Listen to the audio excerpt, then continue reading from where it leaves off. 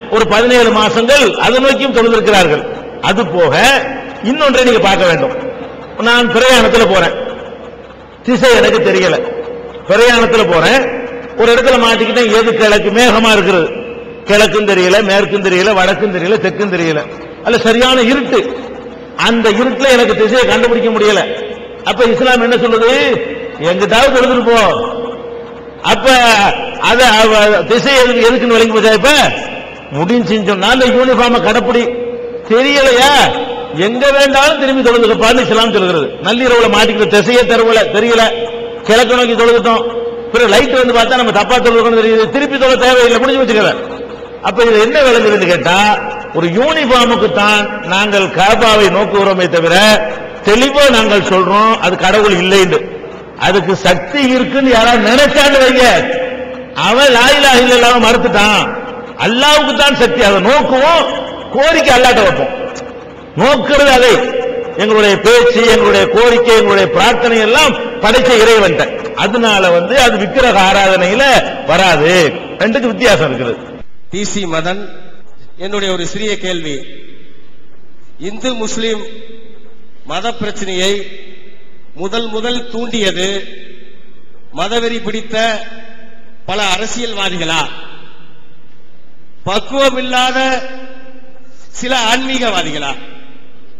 இந்த கேள்விக்கு ஐயா தெளிவா சொல்லணும்.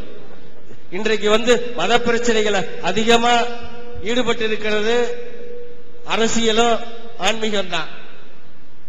இத புரியணும். ஆன்மீகத்தில் இருக்கிறவங்க ஆன்மீகத்தின் நோக்கத்தோட ஒரு தெளிவுபட்டு போயிடுறாங்கய்யா. அரசியல்ல இருக்கிறவங்க அதுக்கு சில காரணத்தை சொல்லி அவங்க போயிடுறாங்க.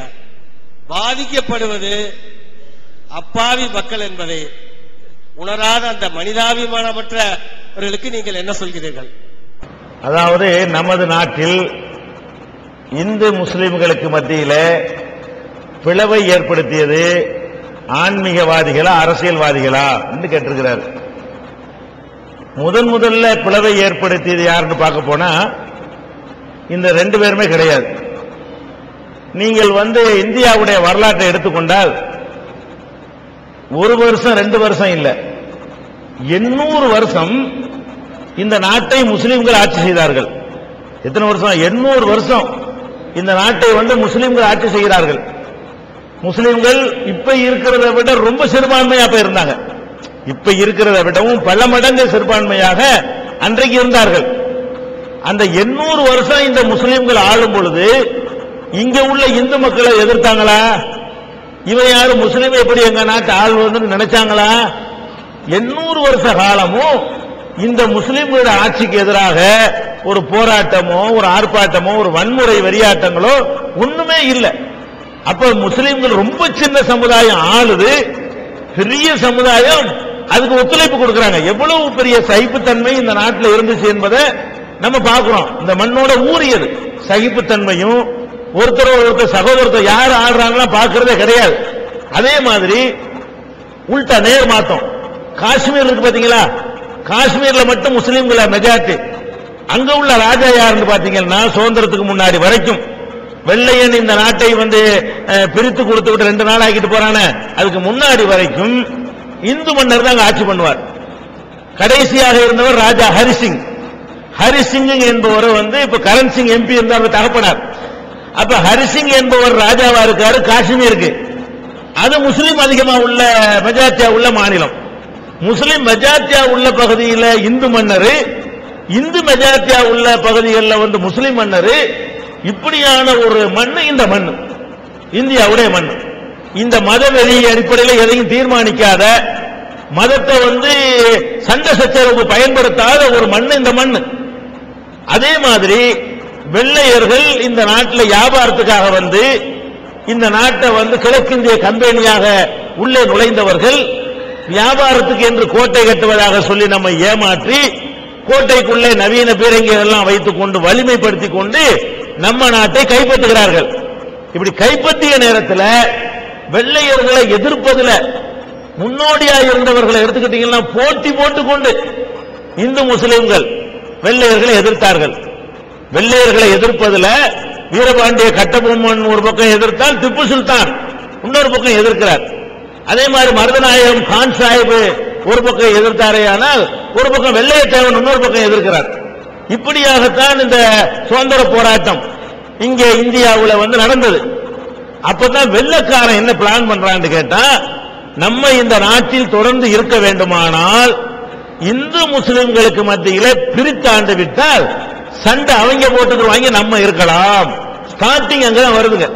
வெள்ளையன் இந்த நாட்டில் வருவதற்கு முன்னாடி வரைக்கும், வெள்ளையர்கள் இந்த நாட்டில் வெள்ளையர்களுக்கு எதிராக நாட்டில் சுதந்திர போராட்டம் நடக்கிற வரைக்கும் நமக்குள்ள எந்த சண்டையும் வரல, எந்த விதமான கசப்போ சண்டையும் இல்லை.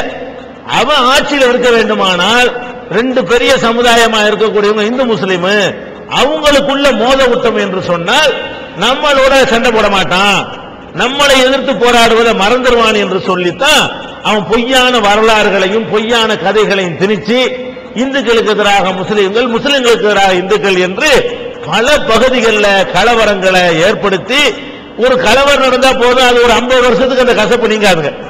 ஒரு தடவை கொளுத்தி போட்டா போதும், மறைவதற்கு 50 வருஷம் ஆகும். கரூர்ல நடந்துச்சுன்னா அந்த மாவட்டத்தை அது பாதிக்குங்க. சேலத்தில் நடந்தா ஒரு 4 மாவட்டத்துக்கு அவருடைய தாக்கம் இருக்கும். இந்த மாதிரி அங்க ஒண்ணு இங்க ஒண்ணு கொளுத்தி போட்டு, கல்கத்தாவுல இருந்த நவகாலி கலவரத்தில் இருந்து அதுக்கு முன்னாடி நடந்த பல கலவரங்கள் வரைக்கும் எடுத்துக்கிட்டீங்கன்னு சொன்னா எல்லாம் வெள்ளைக்காரன் கொளுத்தி போட்டு அதை நம்மளை பிரிச்சுட்டு போயிட்டான். அந்த தாக்கத்தை இப்ப பயன்படுத்திக்கிட்டு இருக்கிறாங்க. அரசியல்வாதிகளும் பயன்படுத்துகிறார்கள், ஆன்மீகவாதிகளும் பயன்படுத்துகிறார்கள்.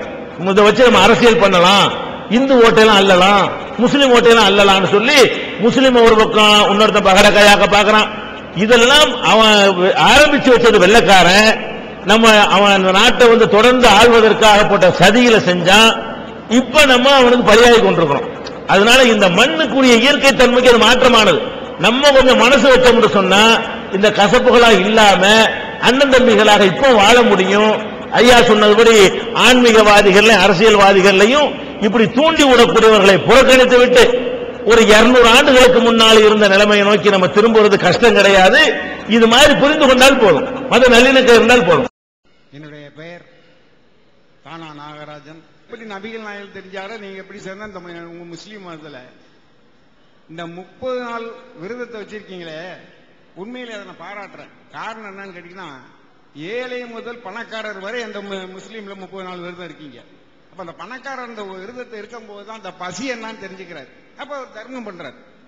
உண்மையிலே அதை வரவேற்க வேண்டியது. அது எந்த மதத்திலும் இல்லை. இந்த 30 நாள் விரதம் காலையில முழுவதும் நைட்டு இரவு வரைக்கும் விரதம் இருக்கிறதுனா ரொம்ப பாராட்டக்கூடியது. அதுல என்ன கேள்வின்னு கேட்டீங்கன்னா, 30 நாள் விரதம் இருக்கிறாங்க. அதுல வயதானவர்கள், என்ன போல் சக்கரை வியாதி உள்ளவர்கள், அதே போல் வியாதி உள்ளவர்கள், இன்னும் பலர் அதுல இருக்காங்க. 30 நாள் விரதம் இருக்க முடியாது. அப்படி இல்லாதவங்க நிறைய பேர் இருக்காங்க. அப்படி இருக்கும்போது அவர்களை 30 நாள் விரதம் இருந்து கம்பல்சரி பண்ண அது பாவம் இல்லையாங்கிறது ஒண்ணு. கம்பல்சரி பண்ணலாமா பண்ணக்கூடாதாங்கிறது ஒண்ணு. அடுத்தபடியா இந்த விரதத்திலேயே நான் இந்துவா இருந்தாலும் அவங்களுடைய நண்பர் மூலியம் உங்களுடைய கஞ்சியை வாங்கி சாப்பிட்டுருக்கேன். உண்மையிலே அது மாதிரி கஞ்சி எங்கேயும் வைக்க முடியாது, நல்லா செஞ்சிருக்கீங்க. அதே சமயத்துல நான் சைவ கஞ்சியா இருந்தா சாப்பிடுவேன். அதே சமயத்துல எங்க இந்து மதத்துல ஒரு கோயில்ல இருந்து ஒரு பிரசாதத்தை ஒரு முஸ்லீம்கிட்ட கொடுத்தா அதை அவர் வாங்க மறுக்கிறார். சில பேர் வாங்க மறுக்கிறார்கள், எல்லாரும் சொல்ல முடியாது, சிலர் வாங்க மறுக்கிறார்கள். கிறிஸ்தவ மதத்துல இருந்து கொடுத்தாலும் வாங்க மறுக்கிறார்கள். ஏன்னா அது உங்க கோயில்ல இருந்து நாங்க சாப்பிட மாட்டோம்னு சொல்றாங்க. அதே சமயத்தில் இந்துக்களை நாங்கள் எந்த கோயிலிருந்து எந்த பிரசாதம் வந்தாலும் வாங்கி சாப்பிடுவோம். எங்களுக்கு வேண்டியது எல்லாம் சகோதரர்கள் தான். நாங்க மதத்தை நான் பார்க்கல, எல்லாம் சகோதரர்கள் கொடுக்கிறாங்க, வாங்கி சாப்பிடணும். அதே மாதிரி சகோதரத்துவம் வளர்ந்தோம்னா அவர்கள் இது மாதிரி நடந்து கொண்டா நன்மையா இருக்குமே என்பது என்னுடைய வினா. இந்த நோன்பு என்பது என்னன்னு கேட்டா, கிழக்கு வெளுத்ததுல இருந்து கிழக்க வெளிச்சம் வந்ததுல இருந்து சூரியன் மறைகிற வரைக்கும் ஏறத்தாழ 12-13 மணி நேரங்கள் உண்ணக்கூடாது, தண்ணி கூட குடிக்கக்கூடாது, குடும்ப வாழ்க்கையில ஈடுபடக்கூடாது. இப்படி ஒரு மாதம் நாங்கள் ஒரு வருஷமும் நோன்பு இருக்க வேண்டும். ஐயா என்ன கேட்கிறாங்கன்னு கேட்டா, இந்த மனித சமுதாயத்தில் நோயாளிகள் இருப்பாங்க, முதியவர்கள் இருப்பாங்க, சக்கரை நோயாளிகள்லாம் இருப்பாங்க. இப்ப அவங்களெல்லாம் போய்கிட்டு நீங்க ஒரு மாதம் விரதம் இருங்கன்னு சொன்னா அது ஒரு கொடுமை தானேங்கிறது ஒரு அழகான கேள்வி. இஸ்லாம் மார்க்கத்தை பொறுத்த வரைக்கும் அதனுடைய ஒரு அடிப்படையை நம்ம எல்லாருமே விளங்கிக் கொள்ள வேண்டும். இஸ்லாமுடைய சட்டங்களை பொறுத்த வரைக்கும் இஸ்லாம் என்ன குர்ஆன்ல எப்படி இருக்குன்னு கேட்டா, எந்த ஒரு ஆத்மாவையும் அதன் சக்திக்கு மீறி இறைவன் சிரமப்படுத்த மாட்டான்.